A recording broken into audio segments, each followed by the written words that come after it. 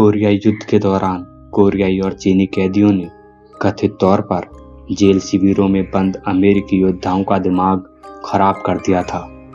कई कैदियों ने अंततः रोगाणु युद्ध छोड़ने की बात की, जो उन्होंने नहीं किया था, और अपनी कैद के अंत तक साम्यवाद के प्रति निष्ठा की शपथ ली।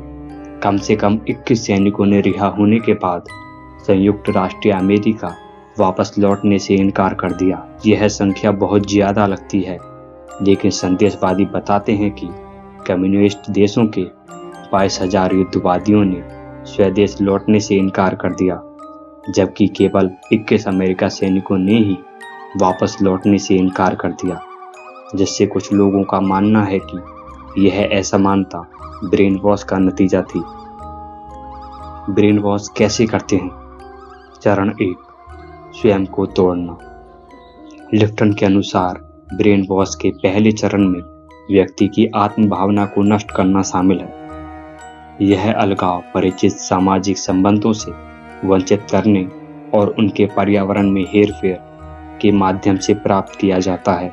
हेरफेर हम मैनिपुलेशन को कहते हैं। इस चरण में 4 चरण शामिल हैं। सबसे पहला, पहचान पर हमला। आप वह नहीं हैं जो आप सोचते हैं कि आप हैं।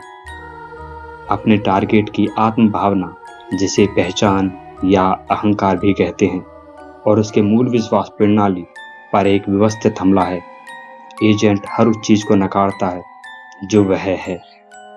यहाँ पर हम टारगेट शब्द का इस्तेमाल उसके लिए कर रहे हैं जिसका ब्रेन वॉश हो रहा है, और एजेंट उसे कह रहे हैं जो ब्रेन वॉश कर रहा है।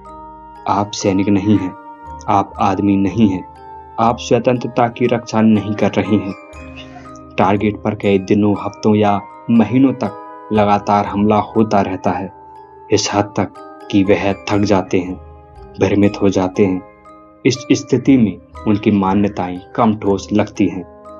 दूसरा तरीका, अपराध बोध। आप बुरे हैं। जब पहचान का संकट पैदा हो रहा होता है तो एजेंट एक साथ टारगेट में अपराध बोध की भावना को पैदा कर रहा होता है। वे टारगेट द्वारा किए गए किसी भी पाप के लिए बार बार और बेरहमी से उस पर हमला करते हैं, चाहे वह बड़ा हो या छोटा। क्या फर्क पड़ता है? एजेंट टारगेट की हर उस बात पर आलोचना कर सकता है, चाहे वह उसकी मान्यताओं की बुराई हो या फिर जिस तरह से वह धीरे धीरे उन्हें खाता है। टारगेट को यह महसूस होने लगता है कि वह जो कुछ भी करता है वह गलत है। तीसरा तरीका, आत्मविश्वासघात। मुझसे सहमत हो कि तुम बुरे हो। एक बार जब टारगेट भ्रमित हो जाता है और वह अपराध बोध में डूब जाता है, तो एजेंट उसे शारीरिक क्षति पहुंचाने या मानसिक हमले जारी करने की धमकी देकर अपने परिवार, मित्रों और सहपाठियों की निंदा कराने के लिए मजबूर करता है, जो उसके समान गलत विश्वास रखते हैं। टारगेट के विश्वासों और उन लोगों के प्रति विश्वासघात जिनसे वो वफादारी की भावना रखता है, उनमें शर्म और पहचान की हानि को बढ़ाता है। चौथा तरीका, ब्रेकिंग पॉइंट्स। मैं कौन हूँ और मुझे क्या करना चाहिए? अपनी पहचान के संकट में गहरी शर्मिंदगी का अनुभव करते हुए जिस तरह से वे हमेशा विश्वास करते आए हैं, उनके साथ विश्वासघात करते हुए टारगेट उस स्थिति से गुजरता है जिसे आम लोग नर्वस ब्रेकडाउन कहते हैं। इसमें रोना सामान्य भटकाव शामिल है।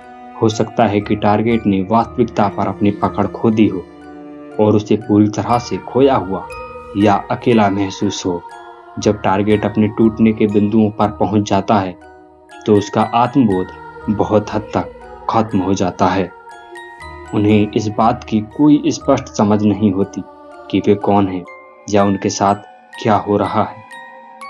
इस बिंदु पर एजेंट किसी अन्य विश्वास प्रणाली में परिवर्तित होने का प्रलोभन देता है, जो एजेंट को उसके दुखों से बचाएगा